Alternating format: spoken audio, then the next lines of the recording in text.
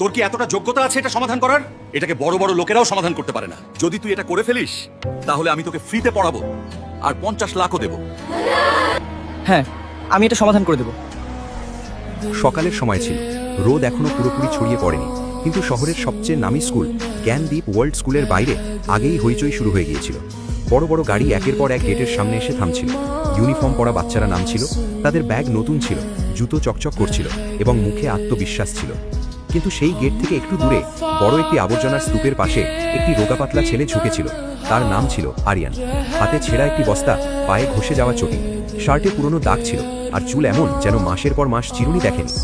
আরিয়ান কুড়িয়ে কুড়িয়ে আবর্জনা তুলত, প্লাস্টিক, লোহার টুকরো, কখনো কখনো ফেলে দেওয়া বই। কিন্তু আজ তার চোখ আবর্জনার দিকে কম আর স্কুলের জানালার দিকে বেশি ছিল। স্কুলের ভিতর থেকে আসা শব্দ তাকে টানছিল, ব্ল্যাকবোর্ডে চলা চকের শব্দ, বাচ্চাদের উত্তর, শিক্ষিকার বোঝানো। আরিয়ান কখনো স্কুলে যায়নি।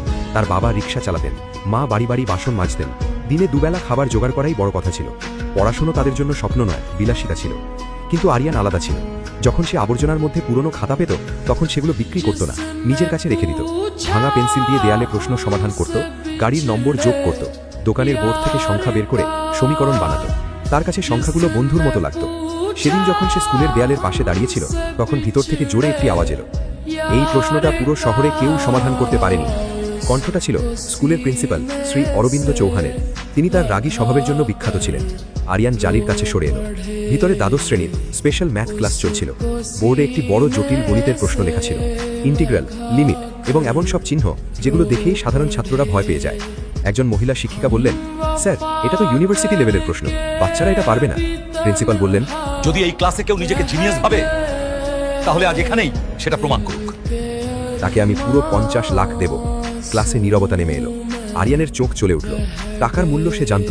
50 লাখ মানে তার পুরো বস্তি বদলে যেতে পারে। কিন্তু তার ভিতরে আরও কিছু জেগে উঠেছিল। প্রশ্নটা যেন তাকে ডাকছিল। সে জালিটা শক্ত করে ধরল। সংখ্যাগুলো তার চোখে ঢুকে যাচ্ছিল। মাথা দ্রুত কাজ করতে শুরু করলো। আর সেই মুহূর্তেই দেয়ালের এপারে দাঁড়িয়ে থাকা এক পুরানো ছেলে ঠিক করলো যে সে এই প্রশ্নটা বুঝবে, যাই হোক না কেন। ক্লাসের ভিতরে পরিবেশ ভারী ছিল। বোর্ডে লেখা প্রশ্নটা যেন একটা বাধার মতো লাগছিল। সংখ্যার দীর্ঘ সারি, জটিল চিহ্ন আর নিচে মোটা অক্ষরে লেখা, প্রমাণ করো যে এই সমীকরণটি কেবল শূন্যে ভারসাম্য পায়।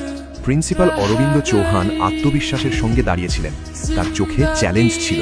তিনি জোরে বললেন, আমি এই প্রশ্ন দেশের বড় বড় প্রফেসরদের পাঠিয়েছি, এখনো পর্যন্ত কোনো স্পষ্ট সমাধান আসেনি। যদি এই স্কুলের কোনো ছাত্র এটা সমাধান করতে পারে তাহলে আমি তাকে 50 লাখ টাকা পুরস্কার দেব।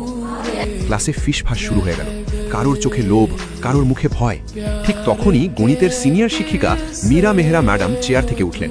তিনি কড়া স্বভাবের জন্য